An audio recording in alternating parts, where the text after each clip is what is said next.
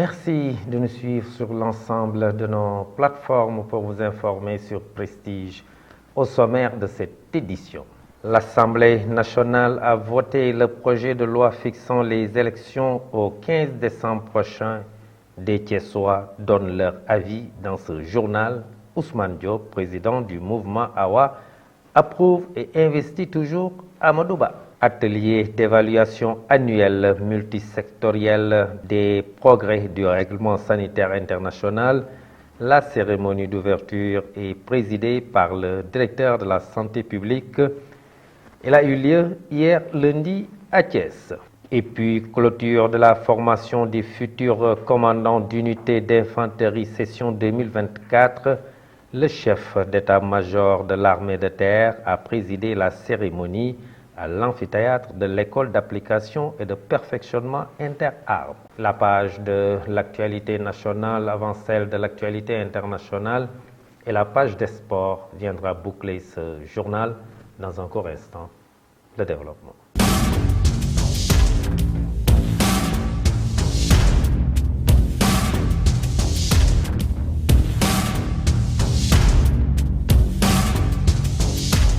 Mesdames, Mademoiselles, Messieurs, bonsoir et bienvenue dans ce journal. La présidentielle de 2024 au Sénégal n'aura pas lieu le 25 février prochain. Le chef de l'État, Macky Sall, l'avait annoncé lors de son discours à la nation en fin de week-end. Hier, lundi, l'Assemblée nationale a voté la loi reportant l'élection présidentielle à la date du 15 décembre 2024. À Thiès, les avis sont partagés sur cette décision.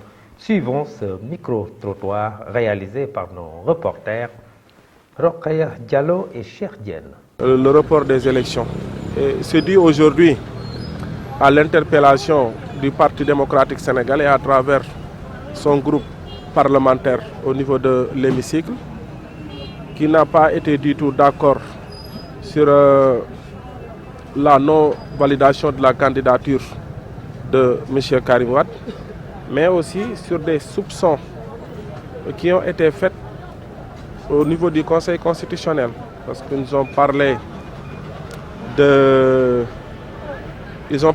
corruption. Ils ont parlé de corruption au niveau du Conseil constitutionnel, des juges qui ont été corrompus.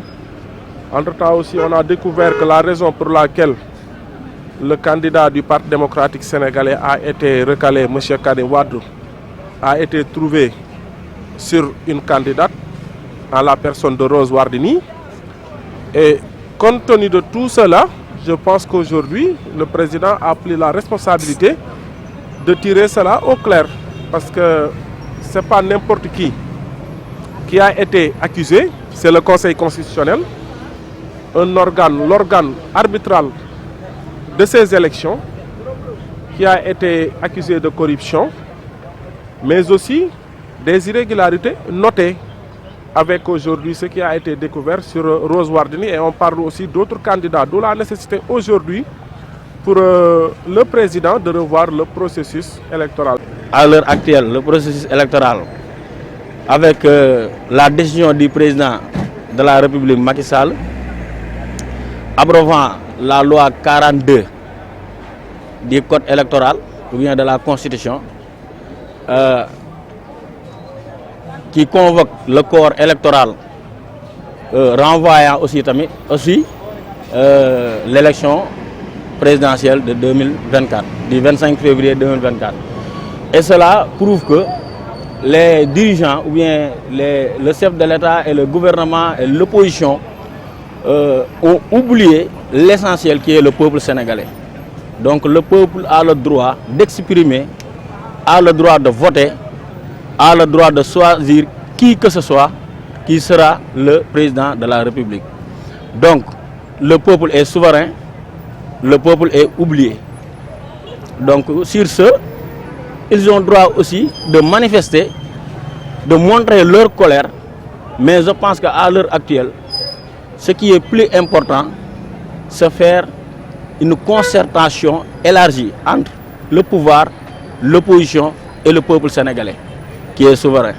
Merci Rokhaya Diallo et Cheikh Diène, stagiaire à Prestige. L'Alliance Wallu Askan Wi Awa a réagi par rapport au report de la présidentielle acté par le président Macky Sall à travers l'abrogation du décret convoquant le corps électoral le 25 février 2024. Ousmane Diop, président de ce mouvement, approuve la mesure, non sans ajouter que c'est toujours Amadou Ba qui sera le candidat de la coalition Benno Bokk Yakaar. Je vous propose de le suivre. Le président de la République, Macky Sall, a abrogé le décret convoquant le collège électoral pour l'élection présidentielle du 25 février 2024. C'est le candidat Amadou Ba qui est choisi par le président de la République, Macky Sall, pour être le candidat de Benno Bokk Yakaar. Pour le mouvement Alliance Wallu Askan Wi Awa, Amadou Ba est toujours le candidat de Benno Bokk Yakaar. Et son soutien lui sera toujours indéfectible. En ce qui concerne le report, nous ne cherchons ni les motifs, ni les motivations, encore moins tout ce qui se cacherait derrière. Nous restons dans la même posture politique.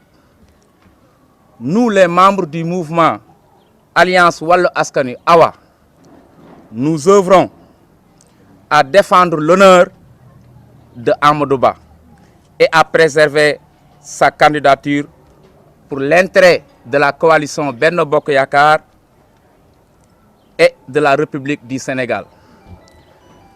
Dans ce cadre, j'invite les membres de Benno Bokk Yakaar de Thiès, les mouvements de soutien et sympathisants de Amadou Ba d'augmenter leur degré d'engagement politique et œuvrer pour une victoire éclatante du candidat Amadou Ba.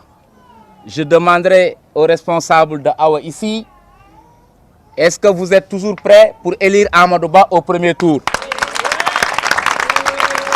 Nous encourageons le candidat Amadou Ba dans les moments difficiles que traverse le Sénégal à rester calme. J'appelle aux Sénégalais de rester calmes. J'appelle aux responsables de Benno Bokk Yakaar de rester calmes. J'appelle aussi les membres de l'opposition de rester calmes. Le Sénégal vaut plus qu'un leader, vaut plus qu'un candidat, vaut plus qu'un président. Je vous le disais tout de suite, dans le sommet, Thiès a abrité lundi la cérémonie d'ouverture de l'atelier d'évaluation annuelle multisectorielle des progrès du règlement sanitaire international. Cette rencontre présidée par le directeur de la santé publique, Dr Bernabé Nying, a comme objectif de travailler dans le sens de la mise en place d'un dispositif dynamique assurant la sécurité sanitaire. Selon le directeur de la santé publique, le Sénégal est un pays qui contribue à la sécurité sanitaire mondiale parce qu'il assure sa population à un bon état de santé. Docteur Bernabé Nying, que je vous propose d'écouter, il est au micro de Mame Biram Cissé Gaye et de Ousmane Diallo. Tel que vous le constatez dans l'énoncé même de l'atelier, le concept de règlement sanitaire international renvoie à ce dispositif coordonné par l'Organisation mondiale de la santé pour travailler dans le sens de la mise en place de dispositifs dynamiques assurant ce que nous appelons la sécurité sanitaire mondiale.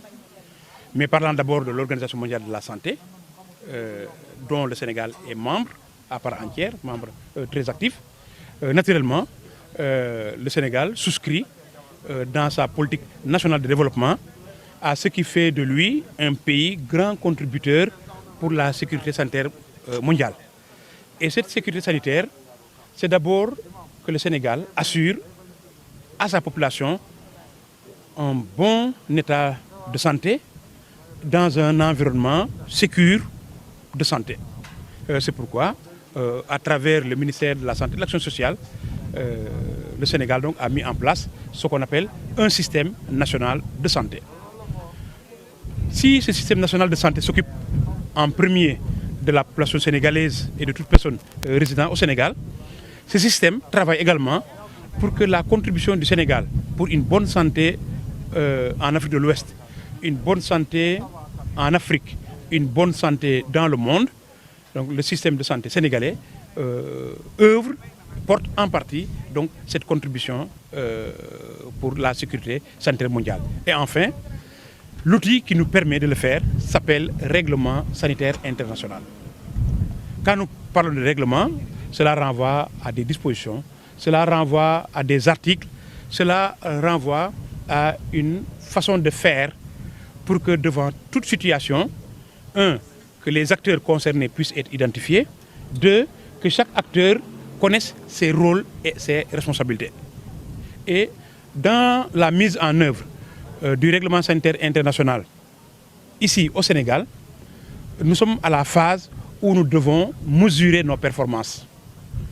Où est-ce que se trouvent les bonnes pratiques du Sénégal en matière de mise en œuvre du règlement sanitaire international?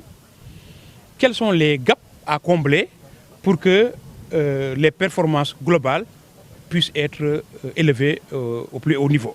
L'amphithéâtre de l'école d'application et de perfectionnement interarmes EAPI a abrité la cérémonie officielle de clôture du cours de formation des futurs commandants d'unités d'infanterie session 2024.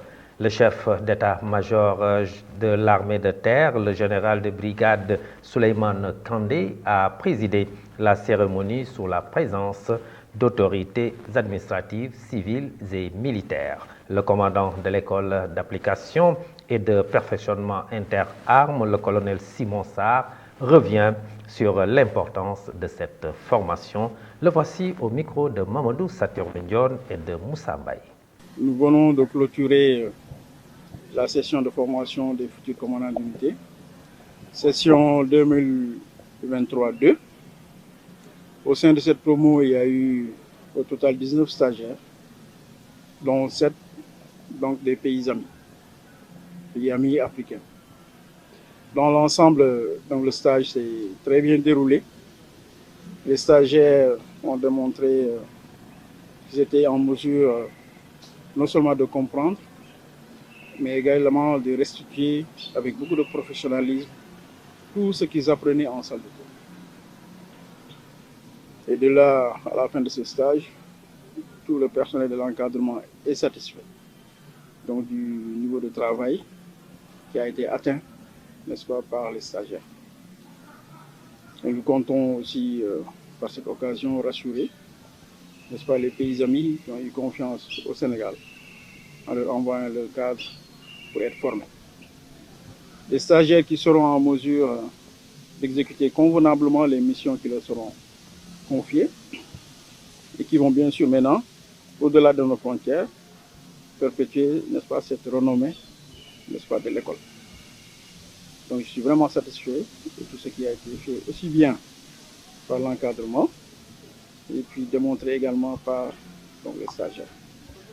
Effectivement, déjà la différence entre un chef de section et un commandant d'unité apparaît au niveau de plusieurs points. D'abord, par rapport au volume, donc la section a un volume d'une vingtaine de trentaine de combattants, alors qu'au niveau de la compagnie, nous allons y trouver environ 150 jusqu'à 200 combattants. Donc c'est presque x10, n'est-ce pas, l'effectif d'une section. Et après ce stage, n'est-ce pas, ces futurs commandants d'unité sont assez outillés pour gérer cette centaine, n'est-ce pas, de personnel, aussi bien au plan administratif, n'est-ce pas, qu'au plan tactique. Parce qu'ici à l'école, Voici une matière sur laquelle nous avons vraiment insisté. Le cœur de métier des militaires, c'est la tactique. Ils sont sortis de cette école avec les rudiments nécessaires pour vraiment mener à bien toutes les missions tactiques, n'est-ce pas, qui leur seront confiées.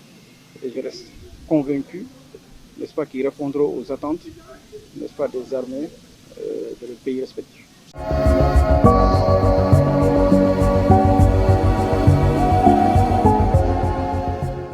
Et dans la page de l'actualité nationale, Assemblée nationale du Sénégal, les députés actent le report de l'élection présidentielle au 15 décembre 2024. La page de l'actualité nationale, c'est avec Ibrahima Sarr. L'actualité nationale, après plusieurs heures sur les questions préalables, les députés, notamment ceux de Benno et du PDS, ont acté le report de la présidentielle 2024. En effet, après avoir mis aux voix l'ensemble du texte suite à l'amendement de Diopsi portant sur un report au 15 décembre 2024 au lieu de la date du 25 août 2024, initialement proposée par des collègues députés. Le vote, pour rappel, est acté par 104 députés, mais en l'absence des parlementaires de l'opposition qui ont été sortis de la salle par la gendarmerie après plusieurs minutes de polémique. Parlons autre chose. En application de l'article 142 de la loi 2017-27 du 13 juillet 2017, le ministre des Télécommunications a décidé de retirer la licence de diffusion des programmes du groupe Walfadjri de manière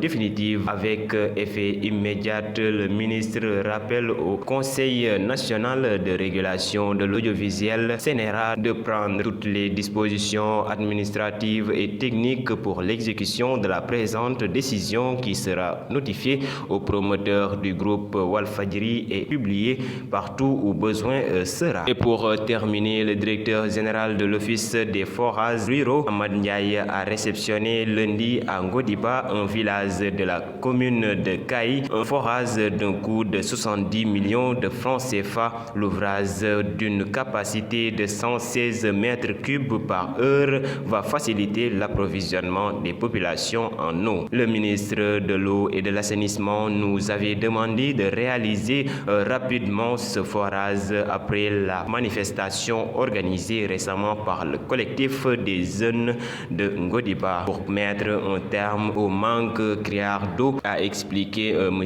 Ndiaye lors de la cérémonie de réception. Ahmad Ndiaye a annoncé en outre la réalisation de 200 branchements sociaux. C'était tout pour l'actualité nationale.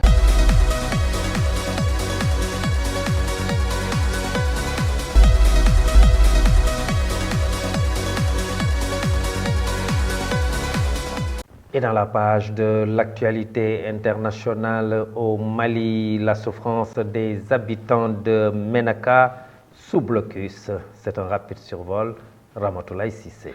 Démarrons l'actualité internationale au Mali. Les habitants de Ménaka souffrent du blocus imposé par plusieurs groupes armés et notamment par les groupes djihadistes. Alimentation, essence, médicaments, l'approvisionnement de la ville est de plus en plus difficile et les produits de plus en cher. Dimanche 4 février, une délégation de la société civile de Ménaka a rencontré le gouverneur de la région pour lui faire part de toutes ces difficultés. Le blocus que subit la ville s'ajoute aux difficultés déjà liées à l'accueil des déplacements. Ils sont plus de 45 000 dans la région, selon les chiffres de la coordination humanitaire onusienne OCHA. L'attaque a visé une académie de formation militaire sur le champ d'Al-Omar en Syrie. Elle était revendiquée par la résistance islamique en Irak et intervient après les frappes de représailles menées par les États-Unis la semaine dernière contre des forces d'élite iraniennes et des groupes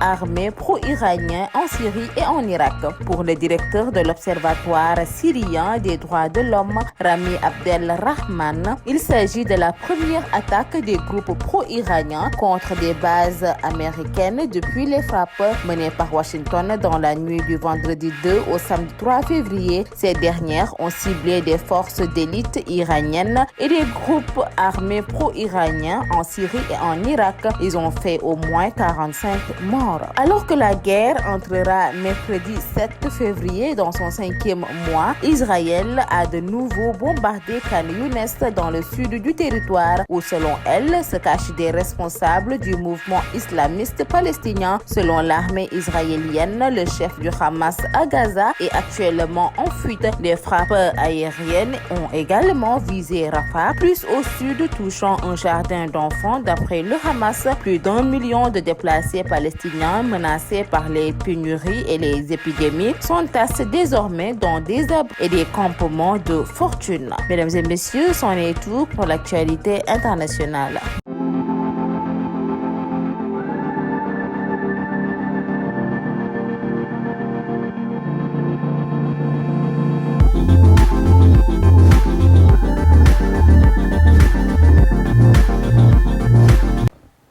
Et dans la page de l'actualité sportive au Cameroun, Samuel Eto'o annonce sa démission de la présidence de la FECAFOOT, mais le COMEX refuse son départ. La page de l'actualité sportive, c'est avec Adi Aramsek.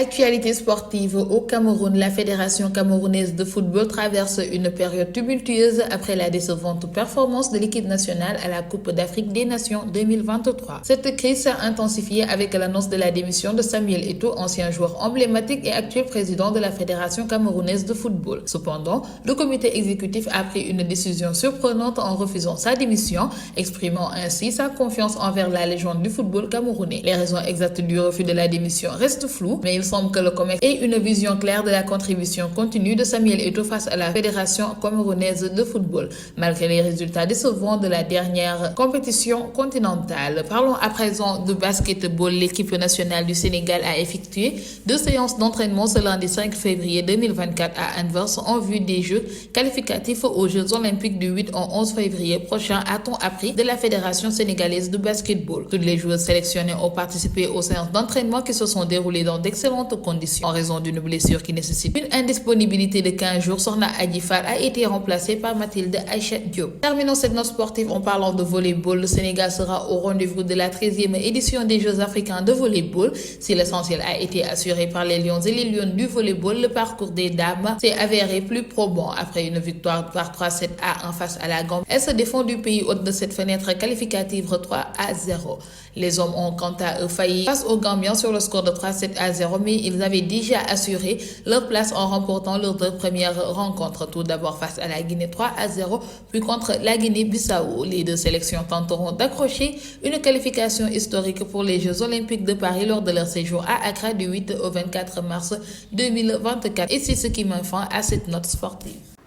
Merci beaucoup Adi Aramsek pour cette page sportive qui vient boucler ce journal derrière la version Wolof avec Mamadou Saturne Dione. Cette édition est à présent terminée. Merci de l'avoir suivi. Passez une excellente fin de soirée. Au revoir.